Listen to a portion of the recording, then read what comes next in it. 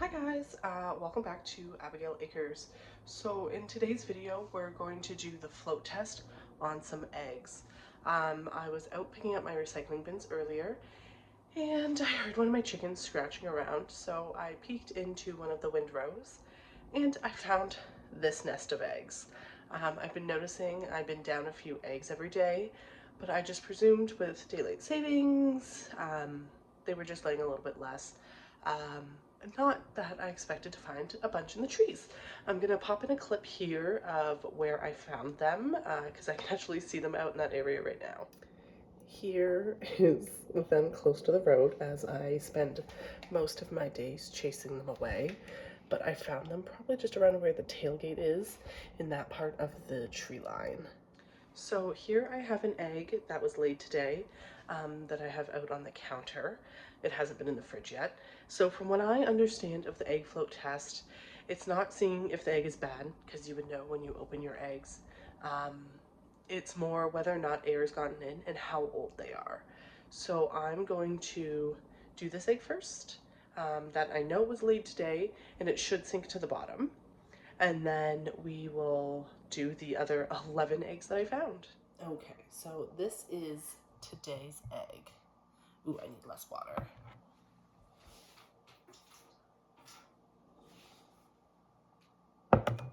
Today's egg should sink.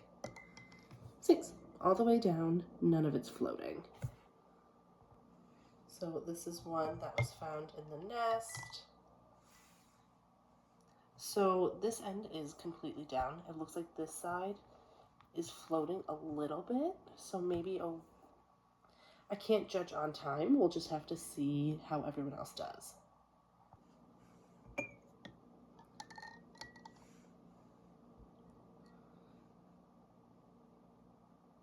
This egg doesn't seem to fully fit in my jar, so I'm actually going to upgrade to a bigger jar so we can judge better.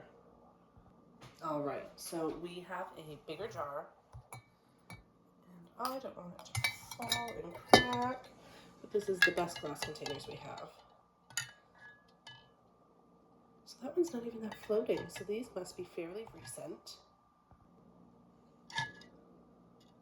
So this was the next egg. Beautiful. I don't love that I'm getting all the eggs wet, but considering they were found outside, I'm actually just going to crack them all open, scramble them up on the stove, and give the chickens a warm meal because we are still getting other eggs. Most of our chickens have been continuously laying in the coop. Based off these eggs, though, these are all my Isa Browns, my other birds that are the Lavington Orpingtons with them, lay a different color egg, so I know exactly which one of the chickens is not laying in the coop. And I'm going to start letting her out later in the day to see if that'll help. Like I said, I know everyone else has been laying in there.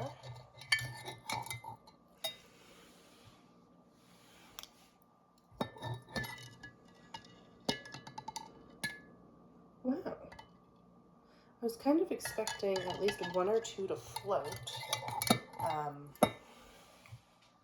considering I haven't found them.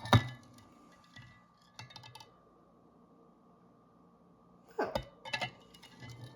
All right, so I'm just going to finish up the next couple eggs and we'll be back.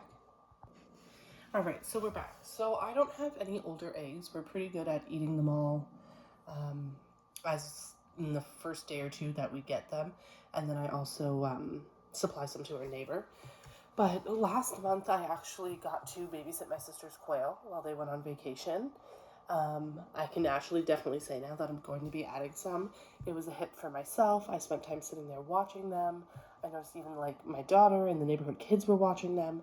So I have a couple eggs left over from there that the eggs that I got from them, I was just feeding to one of our animals. So let's see how these ones do. Oh yeah, perfect. So this is showing exactly, that was cracked, what I was talking about. So air, now that these have been on the counter, I want to say about 2 weeks, you can tell that air's gotten in them. They're not bad, they're just not as fresh as these other ones are. Oh, that one's fresher. That's so interesting. All right, so that was us water glassing our eggs. Thanks for tuning in, and we'll see you guys next time. Bye.